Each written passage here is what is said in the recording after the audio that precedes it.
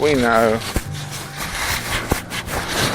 what we've chosen to give ourselves to, what our values are, what we'll accept and what we won't accept.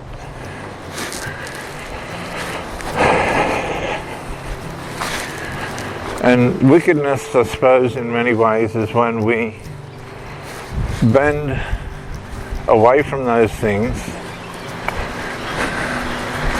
to meet a means or an end that is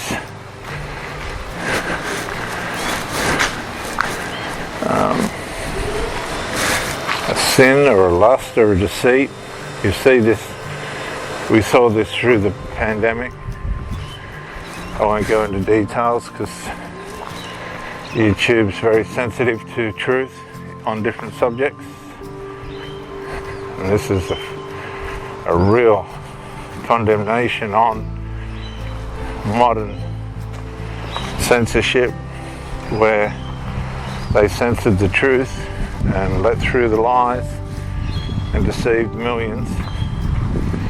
That's not an arguable or questionable thing that happened. It happened. The consequences of that and the lives that were lost and all the rest of it is being laid bare now. As these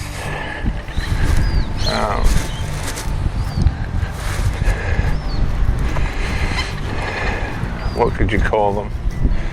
Sins? Let's just say sin. Sins covers everything.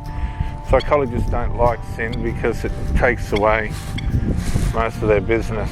If you just call something sin and it needs to be fixed, well, it's sin and it needs to be fixed, without going into all the mental health strategies and medications and whatever else. I think the beauty of the Bible in that respect was to make things very simple and just call sin sin and deal with it at that level.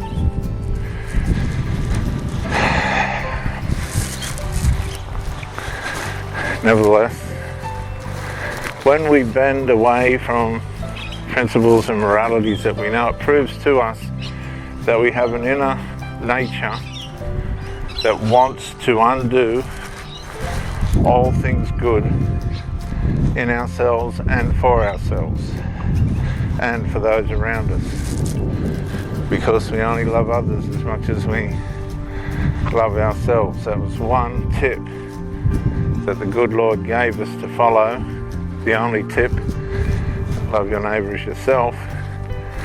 And I dare you to try it.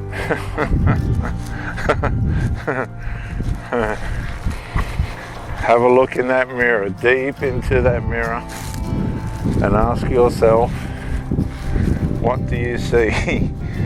And yeah, that's gonna probably, for many of you, if you really do it truly and honestly, be confronting and probably help along your journey in finding out who you are and who your Creator is. But as we bend toward evil in our covert ways in which other people don't see, only we know about, or you see someone that you, all of a sudden there's this deep desire that ought not to be there. It betrays the marriage, the relationship, yourself, towards somebody else. You have this deep desire. It's only fleeting, it's only for a moment. Jesus said that those things, the thoughts of those things, prove to us that we all have sin and we all fall short of the expectations that we make for ourselves in our societies and communities, if they're of any moral or integral value.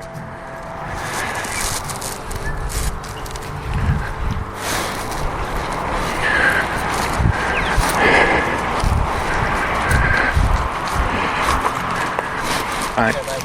Good, buddy.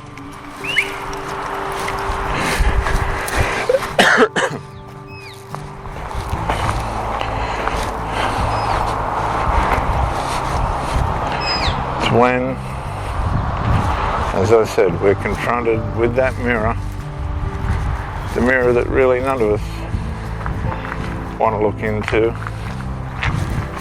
And for those that know what they're going to find, they don't want to look into it even more.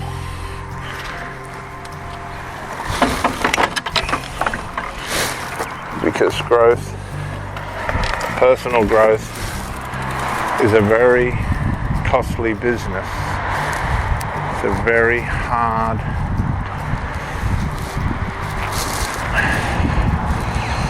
exercise.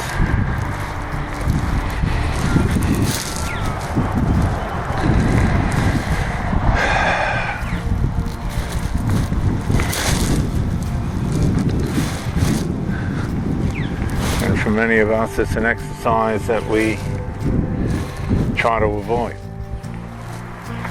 Yet it's so essential. It really is essential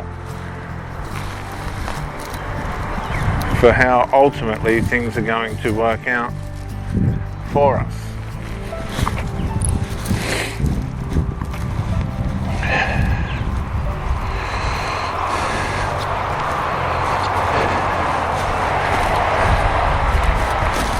And with all the options and opportunities, so-called opportunities and so-called options that steer us away from the simplicities of life in modern societies and cultures,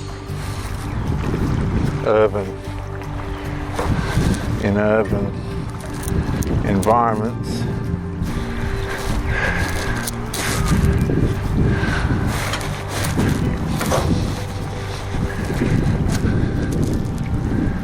We too often find ourselves self-undermining, self-destroying, self-destructive,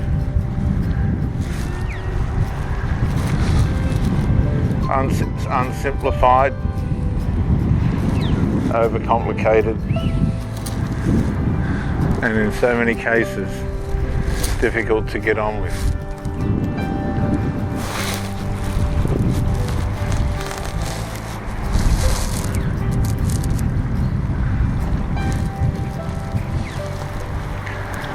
We diminish within ourselves morally and integrally.